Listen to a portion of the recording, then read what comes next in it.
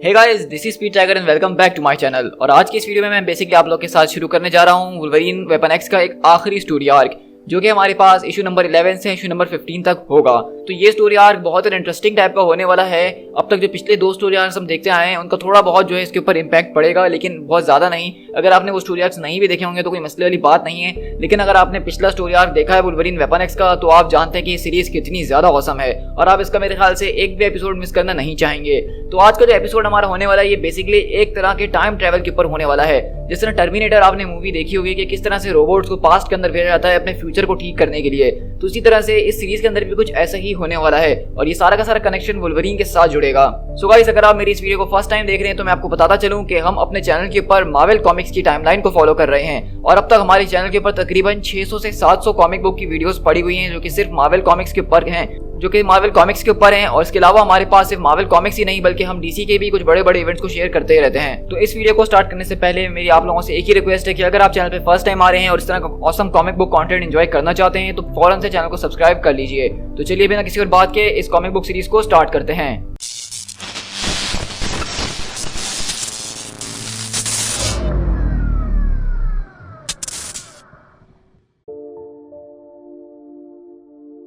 हमारे पास आज कहानी का शुरुआत एक बिल्कुल ही नए कैरेक्टर से होता है और वो अपने जर्नल के जरिए ये हमें अपनी स्टोरी सुना रहा है और वो कहता है कि आज की रात वो है जिसका मैंने बेसब्री से इंतजार करा था, जिसके लिए मैंने इतनी ट्रेनिंग करी थी। जब से ही मेरा वो खतरनाक किस्म का एक्सीडेंट हुआ था उसने मुझे बिल्कुल बदल के रख दिया था। उसने मेरे अंदर से मेरी जिंदगी को चुरा लिया था और मुझे एक इस तरह के शख्स के अंदर बदल दिया, एक मॉन्स्टर के अंदर। लेकिन आज रात ये मॉन्स्टर दोबारा से स्ट्राइक बैक करेगा। ये सब पाने के लिए ही मैंने इतनी ज्यादा मेहनत करी है, ये सब करने के लिए ही मुझे ये सब करना पड़ा है। मैं हमेशा इसी तरह शेडोज के अंदर बैठ के सिटी को देखता हूँ कि किस तरह यहाँ के जो नीचे लोग मौजूद हैं वो भीख मांग रहे अपनी प्रोटेक्शन के लिए और मैं उनको पनिश करूंगा जो लोग गिल्टी हैं। और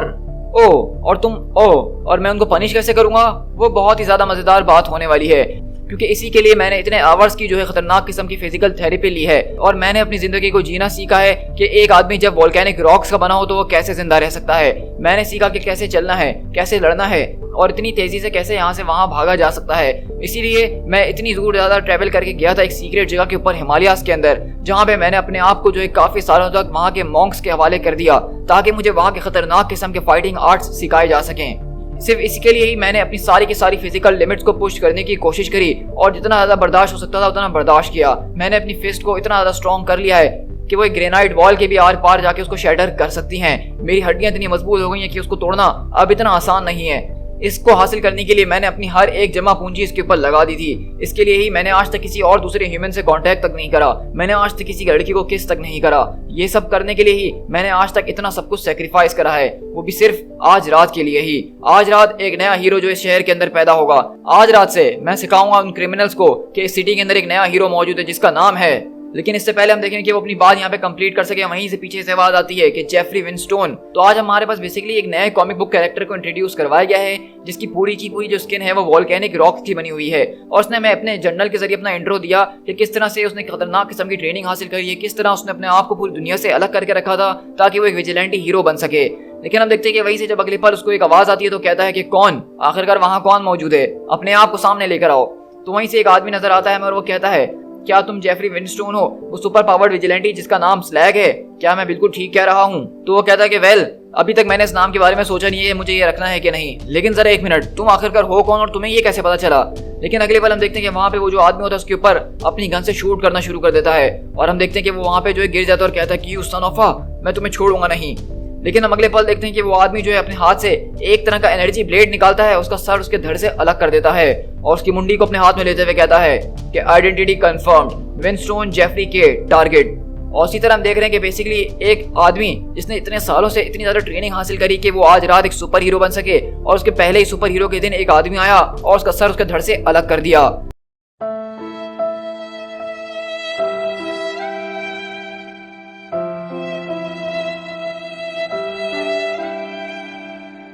और इसी तरह हम देखते हैं कि वो आदमी जरा से एक तरह का डेडलॉक होता है। और अगर आपको नहीं पता है तो डेडलॉक मैं आपको बताते चलूं कि मार्वल कॉमिक्स में एक तरह के साइबॉर्ग है जिसको पुराने सोल्जर्स के ऊपर एक्सपेरिमेंट करके बनाया जाता है और अलग अलग कंपनीज इसको खरीदती हैं। तो उसी तरह का एक डेडलॉक हम देख रहे हैं कि जो कि यहाँ पे इसको ढूंढते हुए इसको न्यूट्रलाइज करने के लिए आया था। और अब देखते हैं कि उसको बेसिकली एक नई इन्फॉर्मेशन मिल रही है जिसके लिए वो अब आगे बढ़ रहा है। अब इसी तरह हम लोग यहाँ से स्टीव रॉजर्स और लोगन के पास शिफ्ट होते हैं और हम देखते हैं कि यहाँ पे बेसिकली स्टीव रॉजर्स लोगन से अलग अलग बार्स के बारे में पूछ रहे होते हैं जहाँ पे वो कभी एक साथ ड्रिंक किया करते थे। क्योंकि अगर आपको पता हो तो कॉमिक्स के अंदर स्टीव रॉजर्स की मौत हो चुकी थी और अभी वो कुछ टाइम पहले ही वापसी आए हैं और अब वापसी आने के बाद वो पहली बार लोगन के साथ इस तरह हैंग आउट कर रहे हैं। तो लोगन बताता है कि खैर अब वो सारी की सारी जगहें तो बहुत ज़्यादा बदल चुकी हैं क्योंकि तुम एक काफ़ी लंबे अरसे से गायब थे। तो वहीं से स्टीव रॉजर्स कहते हैं कि वाकई में लगता है कि मेरे जाने के बाद बहुत कुछ बदल चुका है, तो अब ये बताओ कि अब हम कहाँ जा रहे हैं। तो लोगन बोलता है कि तुम्हें परवाह करने की जरूरत नहीं है, मैंने ऑलरेडी एक लिस्ट तैयार कर ली है।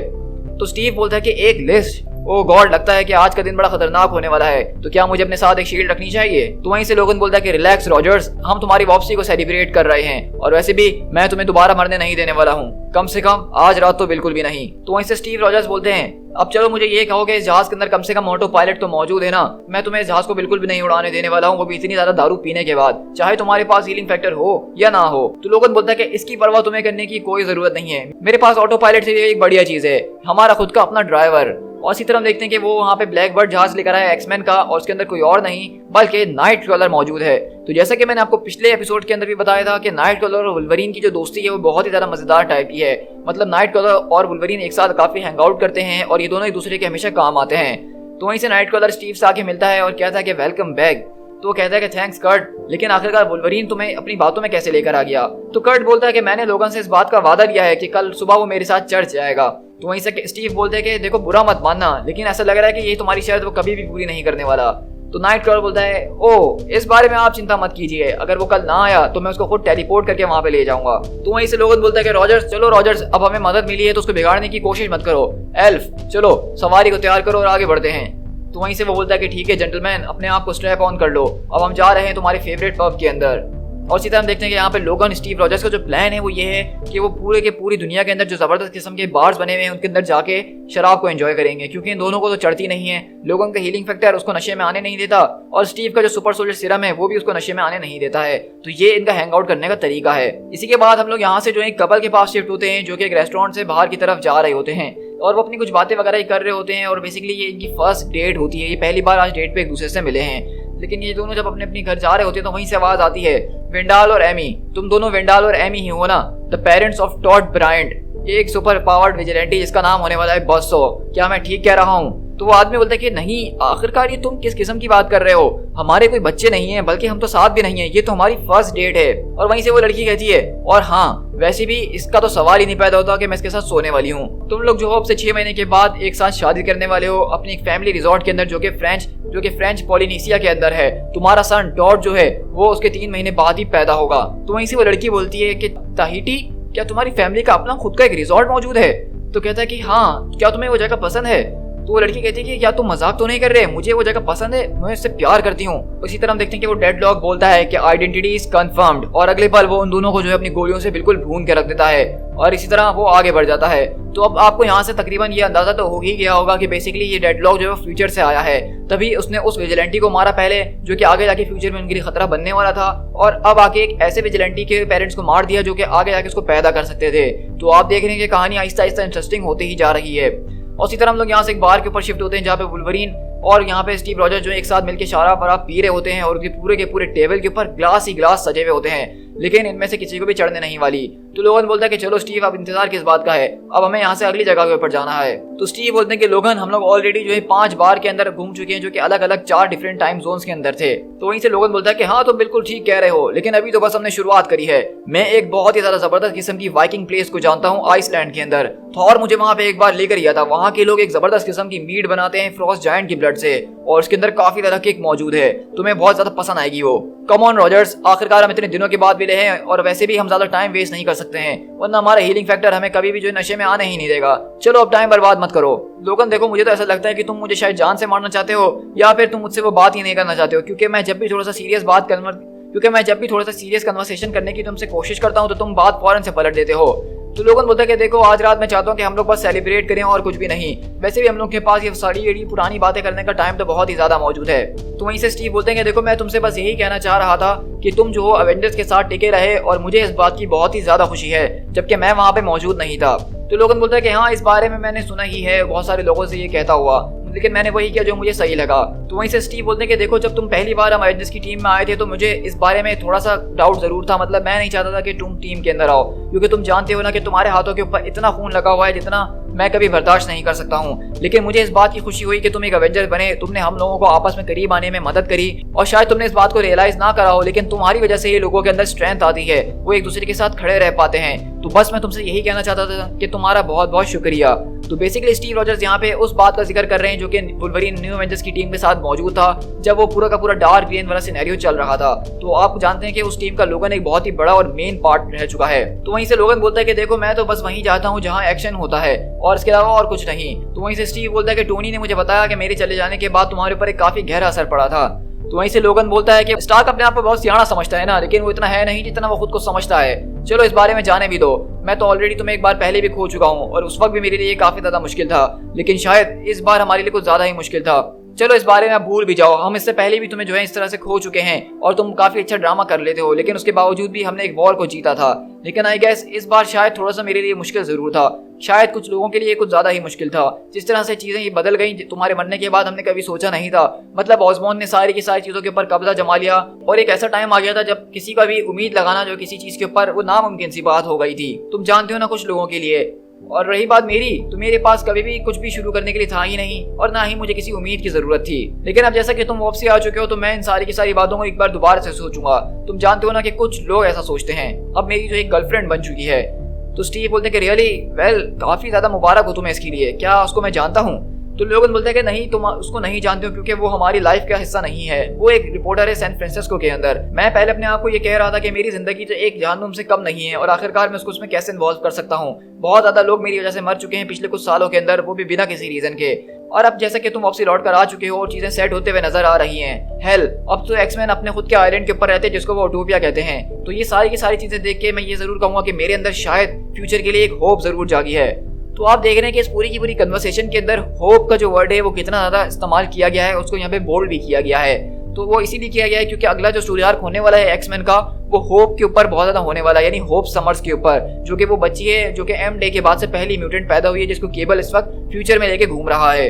सबकी जंगें एक ना एक दिन खत्म हो जाती हैं लोगन। मैं इस बात की उम्मीद करता हूँ कि एक दिन हम दोनों की जंगें भी खत्म हो ही जाएंगी। मैं इस बात के ऊपर वाकई में विश्वास करना चाहता हूँ। और इसी तरह हम देखते हैं कि यहाँ पे ये दोनों अपनी बातें कर ही रहे होते हैं, लेकिन वहीं से एक आदमी अंदर कहता है क्या आखिरकार वो कौन स्टूपिड शख्स है जो कि बार बार ये अमेरिकन म्यूजिक बजा रहा है। तो वहीं से लोगों को गुस्सा आता है और वो कहता है क्या तुम्हें इससे कोई प्रॉब्लम है।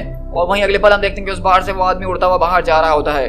तो नाइट क्रॉलर बोलता है हाँ ये चलो भाई, शुरुआत हो चुकी है, ये तो डेफिनेटली एक फाइट ही है। और इसी तरह हम देखते हैं कि बेसिकली वहाँ पे लोगन को तो एक मौका ही चाहिए होता है इस तरह के बार्स में लड़ने के लिए, और वहाँ पे इसी तरह लड़ाई हो रही होती है। लेकिन यहीं से अगले पल हम लोग एक और जगह शिफ्ट होते हैं जो कि एक तरह का हॉस्पिटल मौजूद होता है और यहाँ पे कुछ पुलिस वाले किसी के ऊपर शूट कर रहे हैं और वो कोई और नहीं बल्कि वही डेडलॉक है जो कि यहाँ पे भी पहुंच चुका है किसी और को मारने के लिए। और इसी तरह हम देखते हैं कि यहाँ के सिक्योरिटी गार्ड जो है इसको रोकने की, इसको मारने की कोशिशें कर रहे होते हैं, लेकिन ये डेडलॉक फ्यूचर से और ये काफी ज्यादा खतरनाक है और वो सारे के सारे गार्ड्स को जो है यहाँ से माउंट आके फेंक रहा होता है और उनको बहुत ब्रूटल तरीके से मारता है। और वहीं पर अगले पल वो एक मैटरनिटी वार्ड का दरवाजा खोल के अंदर घुसता है, यानी कि ये वो वार्ड है जहाँ पे इस वक्त कोई पैदा हो रहा होगा, किसी की डिलीवरी हो रही होगी। और हम देख रहे हैं कि डेड लोग ने वहीं पे जाके उस बच्चे का काम तमाम कर दिया जब वो पैदा ही हुआ था।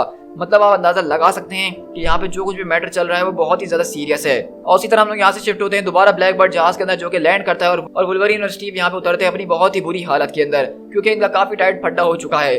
तो स्टीव बोलता है कि वेल ये बिल्कुल वैसे ही रहा जैसा मैं हमेशा एक्सपेक्ट करता आया हूँ, चलो अब इसके बाद ये दोबारा कभी नहीं करेंगे, समझ आई तुम्हें। तो वहीं से लोगन बोलता है कि चलो ठीक है यार, अब अगली बार जब तुम मर के वापसी लौटोगे तो हम सिर्फ बॉलिंग करने के लिए जाएंगे। क्या तुम वाकई में इस बारे में श्योर हो कि तुम खुद घर चले आओगे? तो स्टीव बोलते हैं कि मेरी परवाह मत करो लोगन, मैं यहाँ से अपने आप को संभाल ही लूंगा, तुम बस अपनी परवाह करो। तो लोगन बोलता है कि हाँ वो तो मैं जरूर करूंगा ही। और वैसे स्टीव तुम्हें वापसी पाके काफी ज्यादा अच्छा लगा है मुझे। लेकिन वहीं से हम देखते हैं कि पीछे से आवाज आती है कि वुल्वरीन। तो अगले पर लोगन अपने क्लॉज निकालकर कहता है कि कौन पूछ रहा है। तो वहीं पे हम देखते हैं कि एक लड़की होती है जो कि कहती है क्या तुम वुल्वरीन हो, तुम वेपन एक्स हो? मैं सही कह रही हूँ ना? तुम अब काफी ज्यादा डिफरेंट लग रहे हो क्योंकि तुम मेरे ख्वाबों के अंदर आते हो लेकिन अभी भी तुम्हारे दोनों हाथ मौजूद हैं। तो वहीं से लोगन बोलता है अगर तुम्हारा दिमाग खराब हो गया या किसी को पागल बनाने की कोशिश कर रही हो लेडी तो ये कहीं और जाके करो, मैं मूड में नहीं हूँ। तो वहीं से वो लेडी बोलती है कि पागल, सही कहा तुमने, मैंने भी पहले अपने आप के बारे में यही सोचा था जब मुझे सारे के सारे सपने देखना शुरू हुए थे, लेकिन अब ये सब कुछ हो रहा है, क्या तुम देख नहीं रहे हो? वो यहाँ पे वाकई में पहुंच चुके हैं और वो हम सबको मारने की कोशिश कर रहे हैं। जेफरी विंस्टोन, टॉड ब्रायन के पेरेंट्स और ब्रैडली ट्विंस, उन सबको जो है कल रात मार दिया गया है। तो लोगन बोलता है कि जरा एक मिनट, कौन किसको मार रहा है और आखिरकार तुम ये किस बारे में बात कर रही हो, मुझे कुछ समझ में नहीं आ रहा है। तो वहीं से वो लड़की कहती है कि वो डेडलॉक्स वो हम सबको मारने के लिए यहाँ पे आ चुके हैं और वो यहाँ पे हमारे फ्यूचर को मारने के लिए आए हैं। और उसी तरह हम देखते हैं कि यहाँ पे वो जो डेडलॉक होता है वो एक और टारगेट को न्यूट्रलाइज कर देता है, जो कि विंस्टन ड्रॉन होता है और एक तरह का टेलीपैथ होता है। और अगले पल उसके जैसे और भी डेडलॉक्स यहाँ पे मौजूद हैं और वो अपने सारे जो है मिशन ऑब्जेक्टिव को अपडेट कर रहे होते हैं, अपनी फ्यूचर इन्फॉर्मेशन का इंतजार कर रहे होते हैं कि अब उनको अगला टारगेट किसको न्यूट्रलाइज करना है। और वहीं पर उनके पास एक लिस्ट जनरेट होती है जिसके अंदर सबसे पहला नाम जो होता है वो कैप्टन अमेरिका का होता है। मतलब अब उनको कैप्टन अमेरिका को भी टर्मिनेट करना होगा। और उसी तरह हम देखते हैं कि वहां पे बहुत ज्यादा डेडलॉक्स अब पहुंच चुके हैं एक साथ और सबका एक ही ऑब्जेक्टिव है, kill Captain America. To be continued.